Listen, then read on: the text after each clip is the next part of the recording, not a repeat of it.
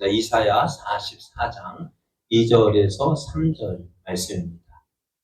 너를 만들고 너를 모태에서부터 지어낸 너를 도와줄 여호와가 이같이 말하노라.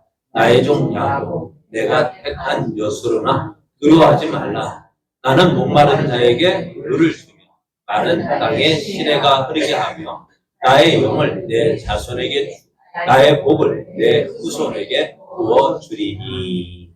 아멘. 할렐루야. 더운 날씨에도 여러분 참 대단하신 것 같아요. 뭐가요?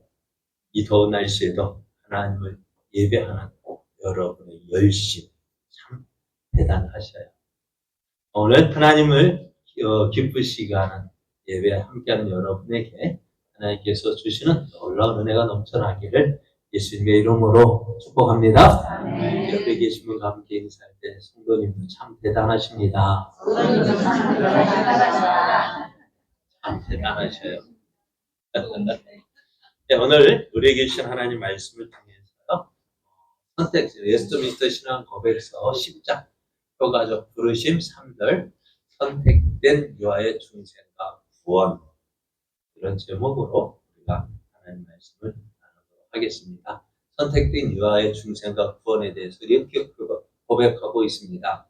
선택된 유아들은 유아 때 죽어도 자신이 기뻐하시는 때에 기뻐하시는 곳에서 기뻐하시는 방법으로 일하시는 성령님으로 말미암아 그리스도에 의해 중생되고 구원받게 된다. 또한 말씀의 사역에 외적으로 부르심을 받을 수 없는 다른 모든 선택된 자도 이와 같다라고 고백을 합니다.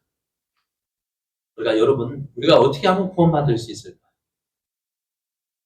우리가 어떻게 하면 구원받을 수 있을까요? 그건 어떻게 하면 구원받아요? 여러분 구원 받으셨죠? 어떻게 해서 구원 받으셨어요? 예? 잘 안 들려요. 네, 우리가 어떻게 예수님 믿음으로 구원 받았죠. 그런데 이 예수님을 믿음으로 구원 받았다는 이 말은요, 무슨 어떤 조건이 전제가 되어져야 돼요. 왜냐하면은요, 전에도 말씀드렸죠. 죽은 개구리가 살기에 뭘 할 수 있을까요? 할 수 있어, 없어요? 없죠. 그럼 죽은 사람이 살기에 무엇을 할 수 있을까? 아무것도 할 수 없죠. 그런데 우리가 생각하기를, 그래도 내가 무언가 할 수 있다라고 생각해요. 내가 무언가 할 수 있다. 그래서 내가 예수님 믿어서 구원받는다는 말은 누가 하는 걸까요? 내가 하는 거. 그러니까 우리도 참 그러다 보니까 내가 많이 강조되어지는데요.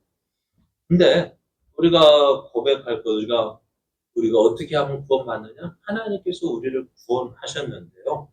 어떻게 하셨냐면, 우리가 무엇을 하나님께서 우리의 믿음을 보시고 구원하셨을까요? 우리가 착한 선행을 해서 구원하셨을까요? 믿음과 선행의 견인 등을 통해 선택의 조건이나 원인으로 세서 우리를 미리 선택하신 것이 아니에요. 오직 무엇으로? 지난 우리가 생각했던 대로 사람은 이 일에 있어서 전적으로 수동적이니라. 어떻게 돼? 그러니까 좀 하나님의 자유롭고 특별한 은혜로 말미암는 거죠.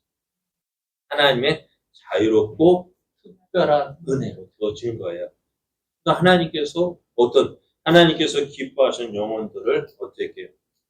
그러니까 사람의 어떤 행동, 믿음이나 선행으로 되어진 것이 아니라 하나님의 특별한 은혜로 우리를 선택하셨고 그 은혜로 우리가 구원을 받은 거예요. 그래서 성경은 이렇게 말씀합니다. 우리 구주 하나님의 자비와 사람 사랑하심이 나타날 때에 우리를 구원하시되 우리가 행한 바 의로운 행위로 말미암지 아니하고 오직 그의 긍휼하심을 따라 중생의 씻음과 성령의 새롭게 하심으로 하셨다 했습니다. 우리가 무엇을 했기 때문에 구원받은 것이 아니라 어떻게 해요? 오직 하나님의 특별한 은혜로 우리가 재용서받고 구원받은 것입니다. 그래서 우리 하는 행위가 어떻게 되어지냐면요. 일에 선적으로 수동적이에요. 내가 능동적으로 구원받기 위해서 무엇을 한 것이 아니라 하나님께서 어떻게 해요? 죄인들은 어떻게 되어지느냐? 죄인들은 죄로 말미암아 죽은 자라서 죽었기 때문에 어떤 자극에도 어떻게 해요? 천둥이 친다 해서 살아날까요? 어떤 자극에도 반응하지 못해요. 왜? 죽었기 때문에요.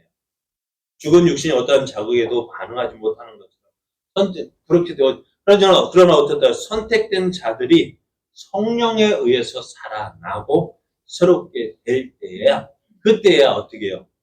그들의 의지에 자유가 생기는 거예요. 내가 믿어봐야지. 내가 예수 믿어봐야지. 그래서 어떻게 그전까지 그들의 의지는 참된 진리의 면에서는 죽어 있는 거예요. 우리 육신이 저런 말씀 앞에 꽃이 아무리 살아있다고 꽃꽂이에서 꽂아놓은 꽃이 살아있습니까? 죽었습니까? 죽은 거예요? 살아있는 거예요? 죽었어요. 살아있는 것 같지만 죽었어요. 왜요? 뿌리가 없기 때문에. 오늘 우리 사람도요. 저 밖에 믿지 않는 사람이나 우리나 똑같이 어때요? 죽었습니까? 살았습니까? 살아있잖아요. 그죠? 그러나 성경은 어떻게 해요? 하나님과 우리의 관계가 끊어진 상태에 있는 우리는요. 살아있는 것 같으나 죽은 자. 하나님에 대해서 전혀 감각이 없었다. 그래서 우리가 솔직하게 예수님 믿기 전에 하나님 두려워했습니다. 물론 하나님 본성적 마음, 두려워하는 마음이 있었어요. 천국과 지옥 없다. 천국 가야 되겠다. 지옥 가고 싶은 마음이 있었을까 없었어요. 그 본성적 마음이지만은 그러나 어떻게 그것 때문에 하나님 찾지는 못했다는 거예요. 우리가 어떻게 그러나 하나님께서 어떻게 해요? 그래 성경은 육에 속한 사람은 어떻게 해요? 하나님의 성령의 일들을 받지 아니하나니 이는 그것들이 그에게는 어리석게 보이며 또 그는 그것들을 알 수가 없나니 그러한 일은 영적으로 분별되기 때문이라 했어요. 사실은 저는 말씀 기도하는 거예요. 우리는 기도하는 게 어떨까요? 하나님 앞에 나아가서 왜 기도할까요? 하나님께서 우리의 기도를 들어주실 것이라 믿기 때문에. 근데 믿지 않는 사람이 기도한다면 뭐 할까요? 우리가 믿는다, 우리가 기도하러 가 하면 뭐라 할까요? 뭐라 할까요?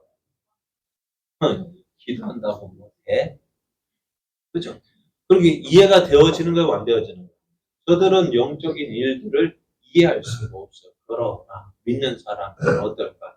내가 이 자리에 앉아서 기도하면 내가 기도하면 어떻게 될까요? 하나님이 우리의 기도를 들으시고 응답해 주실 것을 믿는 거예요. 그러니까 육에 속한 사람은 이러한 일들을 이해할 수 없고 깨달을 수 없지만 그럼 오늘 내가 이곳에서 기도할 때에 어떻게 해요? 여기서 내가 미국에 있는 누구를 위해서 기도한다. 그거 어떻게 될까요? 안 될까요? 왜요? 영적으로. 영에 속한. 그런 것처럼. 그러니까 오늘 우리의 모든 일들은 어떻게 돼요? 영적으로 봐야 되는 거예요. 그러나 이 일들을 누가 깨달을 수 있어요? 하나님이 살려주셔야만 이것을 알 수 있는 거예요.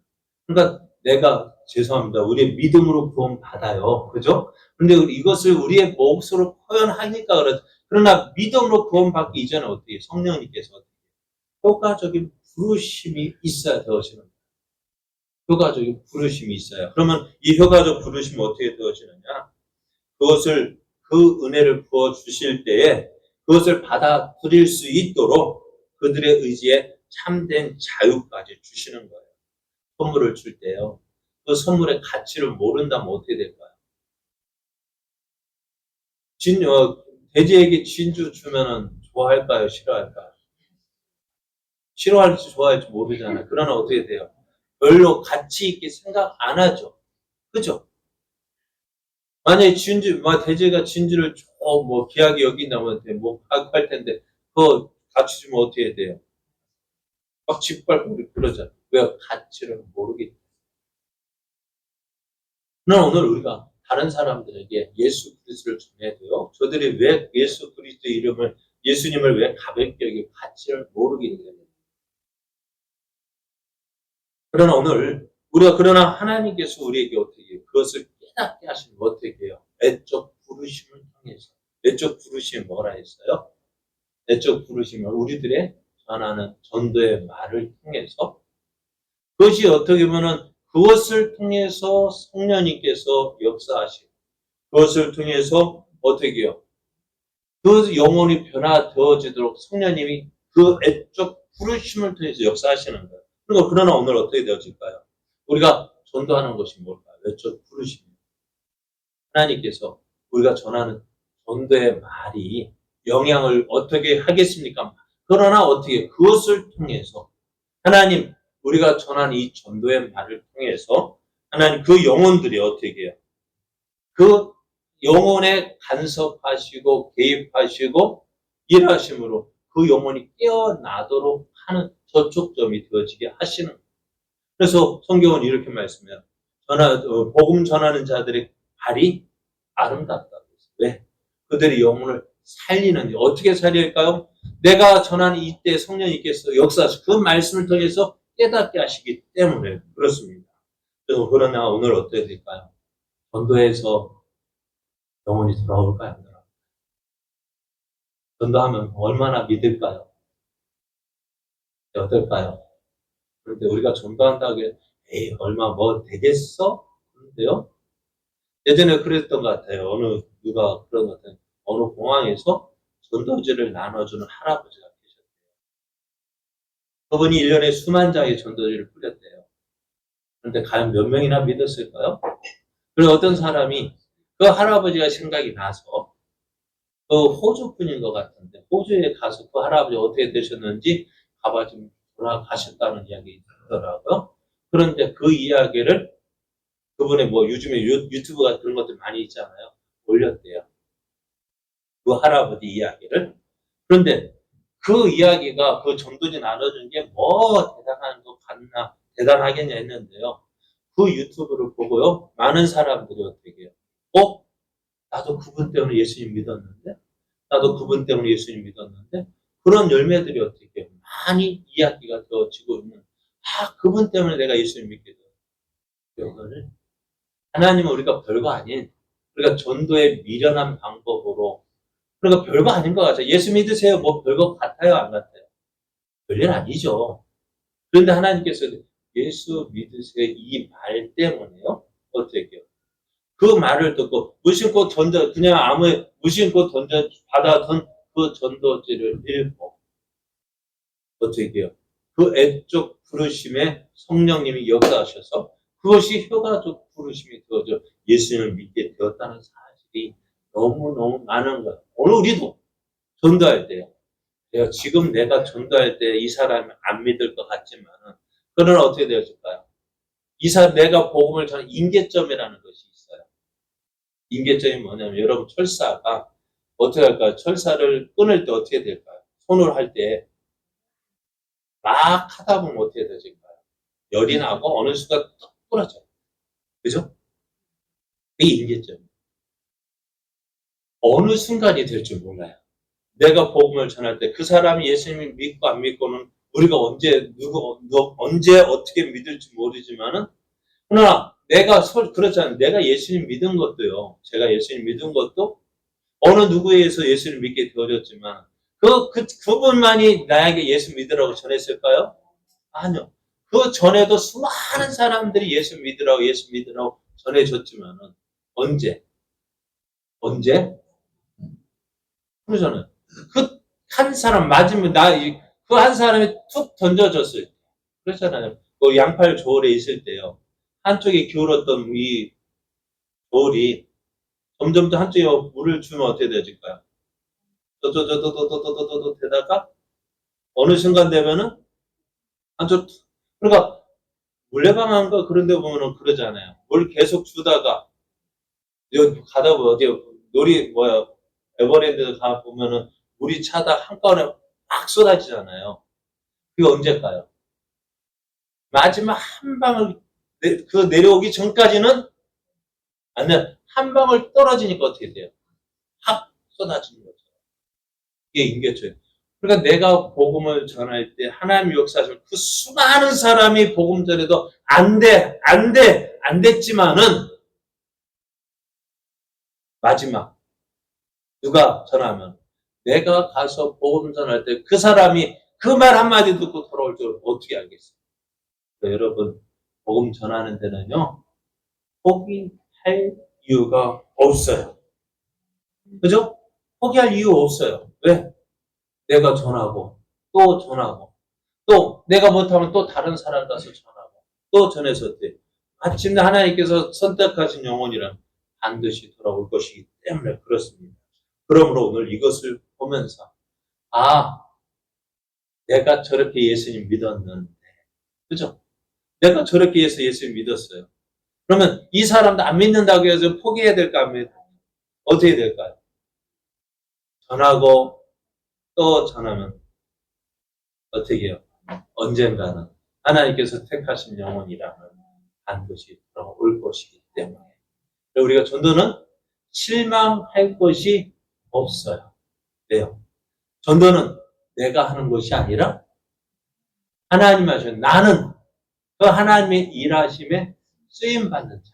그래서 어떻게 나는 그 부르심에 하나님의 일하심에 함께 순종하는 자, 수종드는 자, 함께 동역하는 자가 되어지는 거예요. 그래서 열매 맺는 건 누구 책임이에요? 하나님. 그러나 내가 해야 할 일은 뭘까요? 전하는 일은 내 책임이고, 열매 맺는 건 누구 책임? 하나님 책임. 그리고 우리는 어떻게 될까요? 실망하지 말고요. 때가 되어지면 열매 맺고, 어제는 잠깐 이제는 저는 이렇게 생각해 봤어요. 지난주에 갑자기, 전에 한번 말씀드린, 우리 교회 50명이 되어지면은, 교회가 50명이 되면, 부교육자 한 명 드려야 되겠다. 왜? 우리 꿈이, 그렇잖아요. 제자교회, 죄송합니다. 우리 성이 도시교회가 하나밖에 없잖아요. 참 외로워요. 외로워요. 그래서 그런데 우리 지금 생각해 보면 어떻게 해요? 우리 교회가 30명 때부터, 20명일 때부터 어찌되었든 지금 저 하나 교육자 한 명 되니까, 한 명 이제 할 수 있잖아요. 50명 정도 되면 어떨까? 그래도 좀 생각해보면, 우리가 사택이 여기 저에 있으니까, 만약 부교육자 온다면 사택이 있어야 되지. 그러니까는, 하나님, 한 2, 3년 더 모았다가, 부교육자 들여서, 어떻게 될까? 하나님, 사례는, 뭐라 하겠어요? 저보다 10만원 더 주면 뭐라 하겠어요? 안 그러겠어요? 부교육자 저보다 조금 더 주면은, 담임보다 부교육자 자기가 더 많이 받아, 뭐라 불평하겠어요? 그죠? 그러고. 그래서 제 생각은 그냥 꿈이 그네. 오시면 와서 뭐 하라고요? 전도해서. 네 30명 전도해서 네 데리고 막 하면 되잖아. 그래 되면 어떻게 돼? 우리 30명 되면 우리 교회도 유지가 되어지는 30명 되어서 나가면은 그 교회는 어디 다른 데 가서 우리가 어려우니까 도와주 살 필요 없고 바로 자립할 수 있는 기회가 되어지는 거야. 그래서 부교육자들을 한 2, 3년 데리고 30명만 전도해서 니 데리고 나가. 그러면 교회 하나 세워지잖아요. 쉽죠. 쉽죠. 그래요. 그런 생각을 해봤어요. 그렇구나. 한번 해보고. 그래, 여러분 기도하십시오. 하나님, 우리 부교육자 들여서 우선은 사택부터 저는 제 걱정은 하지 마시고 부교육자면 사택 줘야 사택 하나 있어요. 사례비 줄 정도 되면은 어느 정도 될 것 같아요. 하나님, 우리 교회가 그만큼 성장하게 해주십시오. 물질적으로도 더 많이 주셔서 어찌되었든 하나님 기뻐하시는 뭐예요? 전도하는 일 해서 교회를 세우고 또 다르게 그래 우리 교회가 한 교회 세우는 것이 힘들었지만은 이제 우리 제자교회 제2 제자교회가 또 힘모으면 또 제3 제자교회는 어떨까? 더 쉽죠. 그리고 점점 더 쉬워지게 되었어요. 네, 홍보받습니다. 어떨까요? 불가능할까요? 될 것 같아요. 그렇죠? 네, 그날을 기대하면 하나님, 그러니까 우리가 하나님 내가 복 주십시오. 그래서 하나님 교회를 위해서 이 구례 땅에 제2 제자교회를 세울 수 있다. 우리 교회도 부흥되어지고 또 그 일을 감당해 내가 복 많이 받아서 그러잖아. 부교육자 사택도 준비해야 되고 또 교회도 이제 준비해야 되니까 내게 복 많이 주십시오. 기도하십시오. 자, 그러면 오늘 신앙생활에서 참 고민되는 것이 있습니다. 그것이 뭐냐면요. 어린 아이가 이렇게 표현하면 이거는 유산되는 아이도 있고, 또 갓난아이 때, 또 죽은 아이들 있죠. 저도 저희 아이가 호적상으로 보면 한 살이 줄였다고. 저는 모르겠어요. 저 어머니가, 아버지가 그러셨더라고요. 너 어렸을 때 다 죽었어, 임마. 왜? 모르겠대. 그래, 열병을 앓았는지 하여간에 우리 아버지가 하는 말, 야, 끝났어. 너 윗목으로 밀어내. 그리고 어머니는 그 스멀떡거리는 저를 안고 어쩌나 막 안고 어떻게 할지 몰랐는데 이웃집 어머니가 저기 어느 병원에 가면은 어느 병원에 한번 가봐. 그때는 병원 가기가 힘들었었던 것 같아요. 그죠? 어찌됐든 그 아이를 안고 병원 가서 주사 맞더니만 그래.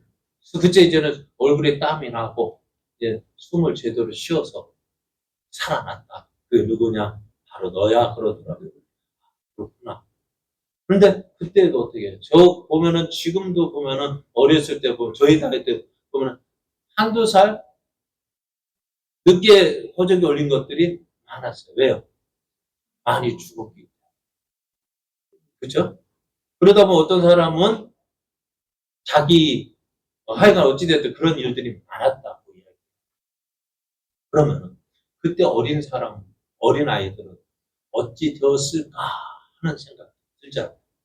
근데 오늘 그것에 대해서 우리가 이렇게 고백하고 있습니다. 선택된 유아의 중생과 구원은 어떠냐?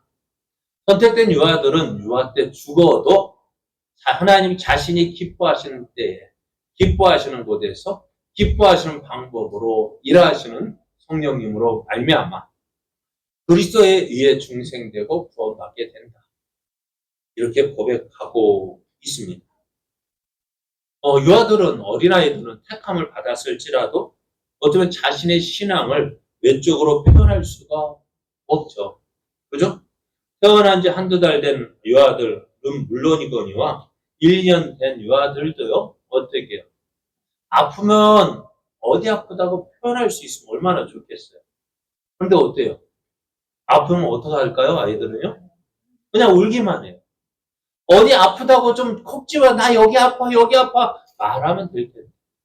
어떻게 표현할 수 있어요, 없어요? 못한단 말이에요.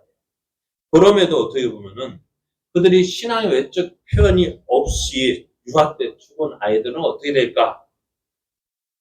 그들도 어떻게 해요? 그리스도에 의해서 성령님으로 말미암아 중생되고 구원받게 된다고 이야기합니다. 이것을 어떻게 보느냐? 자, 바람이 어찌 될까요? 의미로 불지만은 사람이 그 소리는 들어요. 그러나 바람이 있다는 거 어떻게 될까요? 어디서 왔는지, 어디서 와서 어디에서 어디로 가는지 알 수 있을까 없을까요? 없어요. 근데 성경에 성령으로 난 사람들도 그렇다라고 말씀합니다. 예수님께서 그렇게 니고데모에게 말씀하셨는데요. 하늘이 땅보다 높음처럼 성령께서는 이 차이보다 더 크게 사람보다 높으시기 때문에 사람이 성령의 존재와 일하심을 인식하지 못해요. 여러분 언제 태어나셨는지 아셔요? 여러분 생년월일 여러분 팔자 아셔요? 팔자가 뭐예요?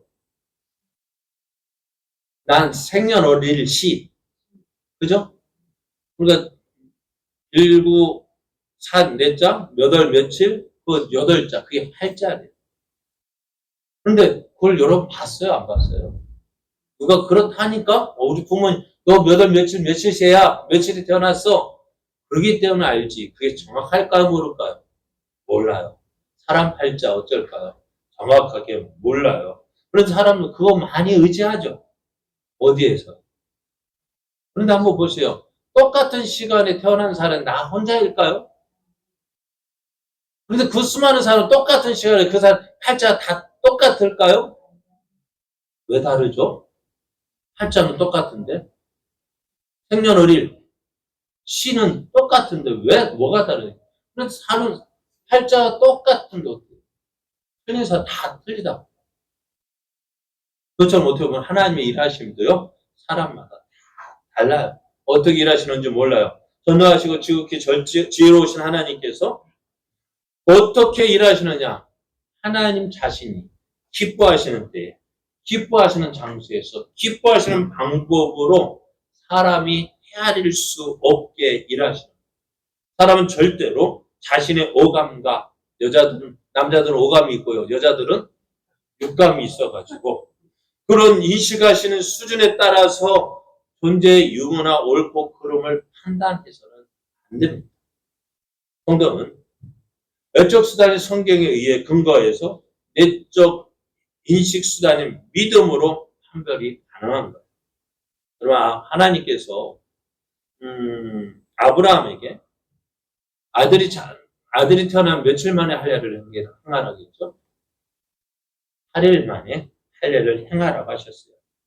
태어난 지 8일이 지난 8일밖에 되지 아니한 아이들에게 그게 아이가요 죄에 대해서 할례의 의미에서 구원의 의미에 대해서 알까요 모를까요? 몰라요. 그럼에도 그들에게 할례를 행하여서 하나님의 백성이 되는 외적 표시를 부여하셨습니다. 이것은 사람의 구원이 본질적으로 자신의 신앙을 외적으로 고백하는 것 이전에 하나님께서 그를 하나님의 백성으로 삼아 주시는 것이 전제되어졌다는 거예요. 그러니까 내가 아버지를 알고 아빠라고 부를 때 아빠의 아들 자녀가 되는 건가요? 그러면 그냥 태어날 때부터 내가 아빠라고 부르지 않아도 내 아버지는 저의 아버지요. 엄마라고 부르지 않아도 엄마는 저의 엄마셨어요. 그렇잖아요. 하나님을 우리가 인식하지 못하고 깨닫지 우리 의지가 알지 못한다 할지라도 하나님께서 택하신 자녀는 어떻게 될까요? 그가 표현하지 못해 다 표현 못해도 하나님은 그의 자녀가 되어지는 것입니다. 그러니까 이것이 어떻게 사람의 결단과 노력으로 되지 않고요. 그리스도께 의해서 기뻐하시는 때, 기뻐하시는 곳에서 기뻐하시는 방법으로 일하시는 성령님을 통해서 가능한 거예요. 근데 성령에 대한 약속이요. 어른들, 모든 것을 의식할 수 있는 어른에게만 되어지는 것이 아니라 유아에게도 주어진 것이 성경에서 나옵니다. 시편 22편 10절을 보면 내가 날 때부터 주께 맡긴 바 되었고 모태에서 나올 때부터 주는 나의 하나님이 되셨나이다 라고 고백합니다. 언제부터요? 내가 날 때부터 주님께 맡긴 바 되어졌고 엄마 뱃속에서 나올 때서부터 주는 나의 하나님이 되셨다라고 이야기합니다. 그러니까 태어나자마자 어떻게 해요? 하나님 나의 하나님이 되셨다. 오늘 본문도 그렇습니다. 너를 만들고 너를 모태에서부터 지어낸 너를 도와줄 여호와가 이같이 말하노라 했습니다. 엄마 뱃속에서 만들고.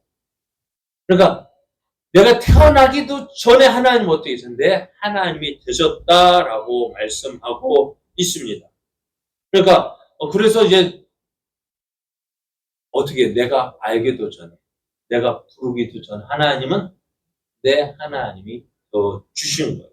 그래서 베드로도요. 성령의 선물이 주어지는 일이 회개하여 예수 그리스도의 이름으로 세례를 받는 자들과 그들의 자녀에게 주신다고 했는데요. 너희가 회개하여 각각 예수 그리스도의 이름으로 세례를 받고 제사함을 받으라. 그리하면 성령의 선물을 받으리니 이 약속 너희와 너희 자녀와 모든 먼데 사람 곧 주 우리 하나님 얼마든지 부르시는 자들에게 하신 것이라. 부르시는 자들에게 하셨다라고 했습니다. 누가요? 그러니까 내가 아빠라고 불러야 내 아빠가 되는 것이 아니라 그 이전부터 우리의 하나님이 되신 거예요. 그래서 실제로 예수님도 어린아이를 부르실 때 어떻게 할까요? 어린아이를 어떻게 하셨을까요? 어린아이들을 용납하셨습니다. 사람들이 예수님께서 만져주심을 바라고 자기 어린 자녀들을 데리고 예수님 앞에 왔어요. 그것을 보자 예수님 제자들이 어떻게, 야! 예수님 얼마나 피곤하신데 너 그것까지 데리고 가! 막 꾸짖었어요. 옛날 어린 아이들 어땠을까요? 애들은 가라. 왜요? 옛날 약장사도, 지금도 종류 있으면 보니 옛날에 약장사들이 있었잖아요. 막 텐트 치고요, 뭐, 서커스단 그것처럼 하면서, 그런 뭐예요? 약 팔기 위해서 하는데요. 저도 어린 마음, 저희 동네에 막 텐트 치고 한 몇 날 며칠 동안 하더라고요. 어린 마음에 가서 뭐 하는가 보고 싶었어요. 그랬더니 가는 입구에서 딱 자르는 거예요. 애들은 가. 왜 안 될까? 왜요? 돈이 안 되니까. 그죠? 돈 안 되니까 가라는 거예요. 그래요. 아마 제자들도 그럴 마음이었는지 모르겠어요. 애들은 열심히 피곤하죠. 안 돼. 그러니까 제 예수님께서 어떻게 그것을 보고 이렇게 말씀하셨어요. 그 어린 아이들이 내게 오는 것을 용납하고 금하지 말라. 하나님의 나라가 이런 자의 것이라고 했습니다. 어린 아이들이 자신의 신앙을 애적으로 나타냈기 때문이 아니라 그들의 순수함과 어른에게 전적으로 의지하는 그 마음 때문에 예수님께서 이것을 인정하신 것입니다. 그러니까 예수님께서는 어린아이들의 외적인 성숙함을 기준으로 그것을 용납하신 것이 아니라 어린아이라는 그 자체를 귀하게 보시고 용납하신 것입니다. 그러니까 우리도 사람의 중생과 구원 여부를요, 쉽게 판단하죠. 그 사람 구원 받았다, 안 받았다? 어떻게, 무엇 보고 판단합니까? 그 사람 말하는 거, 행동하는 거 보고 판단. 그러나 그게 얼마나 하나님 앞에서 죄송스러운지 몰라요. 왜요? 그 사람 믿음 수준 누가 볼까요? 누가 아는 거예요? 내가 그거 보고, 여러분, 믿음 우리가 그 사람 믿음 볼 때요, 우리가 무엇을 보고 그 사람 나이를 보고 판단하죠. 그 사람 나이를 보고 판단할 게 아니라는 거예요. 우리는, 그래, 앞으로 히브리서도 볼 건데요. 히브리서 나타나는데. 오래되었다고 해서 믿음이 좋은 게 아니라고요. 그렇다고 그 사람이 구원 못 받을 믿음이 아니다라는 거예요. 그런데 우리가 그것을 보고 해야지. 그냥 우리가 사람의 중생과 구원 여부를 사람의 행위와 믿음의 외적 표현으로 판단하기에 앞서서 늘 하나님의 선택하심과 사랑이 두어야 돼요. 저 사람 구원 받았다? 못 받았다? 우리가 판단할 게 아니에요. 왜요? 우리가 그렇다면 나는 어떨까요? 나도 똑같은 사람인데요. 그래서 우리가 그 사랑의 택하심으로 믿음을 외적으로 표현한 것에 감사해야 하고요. 어떤 사람이든지 그 사랑의 택하심으로 때가 되면 믿음을 외적으로 표현할 수 있음을 믿고 기다려야 돼요. 어린아이도요, 다 믿음 표현하지 못해도 어떻게 해요? 그 아이를 하나님은 받아주셨어요. 그렇다면 나이가 많았다고 해서 믿음 표현 못한다고 해서 그게 구원 받았고 못 받았다고 못 받아 판단할 것이 아니라 어떻게 우리는 기다릴 줄 아는 그런 믿음이 되어져야 돼요. 옆에 있는 사람 보면서 저 사람은 믿은 지가 몇 년인데? 아니요. 어떤 사람은요? 믿은 지 수십 년이 돼도 믿음이 없다가 어떻게 돼요? 어느 날 쑥 자랄 수 있고 나는 쑥 자란 것 같은데 그 자란 것 같다 믿음이 항상 그 자리일 수 있어요. 몰라요. 우리의 믿음은 어떨지 몰라요. 그래서 우리의 믿음 보고 그 사람 구원 받았다 못 받았다 판단할 게 못 된다. 그럼 우리는 어떻게 돼요? 우리는 구원받고 못 받고 하나님의 사랑의 근거를 두고 어떻게 해요? 기다려줄 줄 아는 믿음이 있어요. 기다려줄 줄 알아야 돼요. 내가 믿음이 자랐다고 다른 사람 그게 아니라 기다려줄 수 있어요. 왜? 하나님이 어떻게 해요? 하나님께서 기뻐하시는 때에 기뻐하시는 곳에서 기뻐하시는 방법으로 하나님이 일하고 계시거든요. 그래서 그것이 일할 때 어떻게 역사하시는 거죠? 우리도 어떻게 구원받았다고요? 하나님께서 기뻐하시는 때에 하나님께서 기뻐하시는 곳에서 하나님께서 기뻐하시는 방법으로 내가 예수 그리스도를 믿고 예수 그리스도 구주로 영접했다. 다른 사람도 하나님께서 기뻐하시는데, 기뻐하시는 곳에서, 기뻐하시는 방법으로 하나님께서 그 영혼을 불러일으키시면 그 영혼이 구원받고, 그럼 나보다도 어떻게 보면 더 큰 일을 할 수 있는 믿음의 사람이 될 수 있는 거예요. 여러분, 옆에 있는 사람 보면, 그러면서 어떤 마음을 가져야 될까요? 나보다도 더 큰 믿음의 사람이 될 수도 있음을 믿고요. 겸손해져야죠. 나중에 어떻게 될까요? 예전에 3.5 우유가 있었죠. 3.5 점 빼면 어떻게 돼요? 그래서 지금 점이 있어가지고 3.5밖에 안 되고 나는 오라 해도 어떻게 돼요? 그 나중에 점 빼면 어떻게 될까요? 그 점이 참 그런데 그 점 빼지면은 크게 자랄 수 있다. 그래 잘못된 점이 있지만 그 잘못된 점 빠지면 크게 되어진다. 그 옆에서 계신 보면서 하나님께서 나를 사랑하신 것처럼 옆에 계신 분도 사랑하시는구나. 하나님께서 기다리고 계시는구나. 하나님께서 기뻐하시는 때에 기뻐하시는 곳에서 기뻐하시는 방법으로 이 사람을 크게 들어 사용할 수 있도록 믿고요. 어떻게 또 나 역시도 하나님 그렇게 쓰임받게 해주십시오. 기도하면서 함께 우리 믿음으로 나아가야 됩니다. 오늘 선택된 영혼들 어떻게 하고요? 선택된 육아의 중생과 구원, 우리가 그 사람을 구원받고 못 받고 판단할 것이 아니라 어떻게 하나님이 하시면 모든 것 가능합니다. 옆에 있는 사람 에이 그렇게 해서는 된다 안 된다? 나중에 어떻게 돼요? 큰 코 다쳐요. 그죠? 네, 기대하시고 옆에 계신 분 나보다 크게 될 걸 믿고 기대하고서 우리가 더욱더 주님 안에서 하나님 내 믿음이 먼저 성장되어지게 하시고 옆에 사람도 하나님 앞에 크게 사용될 걸 기대하면서 믿음으로 나아가는 여러분 되어지길 원합니다.